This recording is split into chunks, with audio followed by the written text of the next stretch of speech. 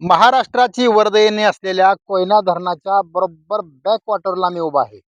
म्हणजेच पाठीमागं तुम्ही हे दृश्य पाहत असाल ते आहेत ओझरडे धबधबा म्हणजेच नवजा धबधबा.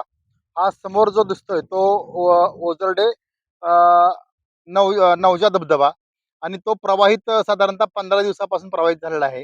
मात्र सध्याची जर तुम्ही या धरणाच्या जर पातळी जर बघितली तर आज साधारणतः 16.32 टी-एम-सी इतकं धरण हे भरलेलं आहे.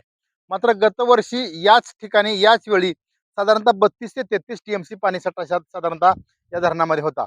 मात्र या वर्षी सर्वच संपूर्ण महाराष्ट्रात पावसानं दडी मारल्यामुळं सध्या कोयनानगरमध्ये जरी पावसाचं प्रमाण कमी असलं तरी गेल्या 3 ते 4 दिवसापासून चांगल्या पद्धतीनं या ठिकाणी पाऊस पडतोय.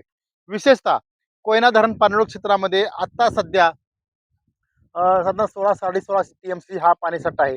मात्र सध्या जर ही जी परिस्थिती जर पाहिली तर 30 जूनमध्ये च्या या पावसामध्ये गेल्या जवळ-जवळ 31-32 वर्षामध्ये 30 जूनची इतकी भयानक परिस्थिती ही पहिलीच वेळ या ठिकाणी आली.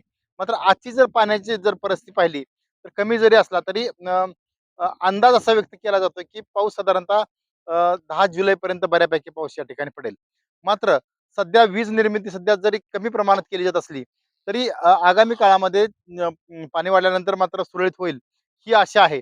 विशेषतः कोयना धरण पाणलोट क्षेत्रामध्ये सुरू असलेला पाऊस विशेषतः महाबळेश्वर, पाचगणी याचबरोबर या या सर्व कॅचमेंटमध्ये सध्या पावसाचं प्रमाण बऱ्यापैकी दिवसभरात सध्या जरी सुरू असलं तरी आगामी काळामध्ये खूप महत्त्वाचं आणि चांगल्या पद्धतीनं पावसाची अपेक्षा आहे.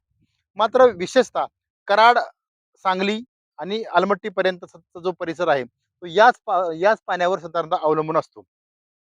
खाली जर पाहिलं तर कराड असेल, सांगली असेल किंवा सांगलीच्या खालीचा जो भाग आहे, या भागामध्ये सध्या अजूनही पावसानं दडी मारल्यामुळं या कोयना धरणाच्या या पाण्यावरच साधारणतः पिण्याचं पाणी किंवा सिंचनाचं पाणी मिळणार अशी एकंदरीत शक्यता निर्माण झालेली आहे.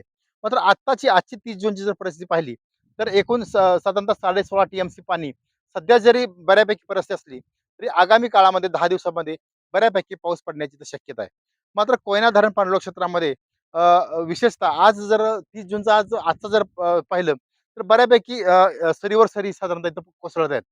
मात्र हवामानाचा जो अंदाज दिलेला आहे तो म्हणजे विशेषतः 1 जुलै ते 4 जुलै या ठिकाणी मुसळधार पाऊस सुद्धा या ठिकाणी कोयना धरण पाणलोट क्षेत्रामध्ये दिल्यामुळं एक बऱ्यापैकी आशेचं किरण या ठिकाणी निर्माण झालेलं आहे.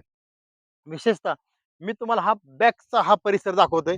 तो म्हणजे तो आहे तो जी पाण्याची परिस्थिती जी आहे किंवा जी भीषण अवस्था आहे ती दिसते. ही समोर तुम्हाला ही बरोबर माझ्या मागच्या बाजूला जो दिसतोय ना, थांबा 2च मिनिटात मी तुम्हाला दाखवतो. हा परिसर हा लेक टायपिंग म्हणजे या ठिकाणी लेक टायपिंगचा जो जो प्रयोग आहे, तो या ठिकाणी केला गेला होता.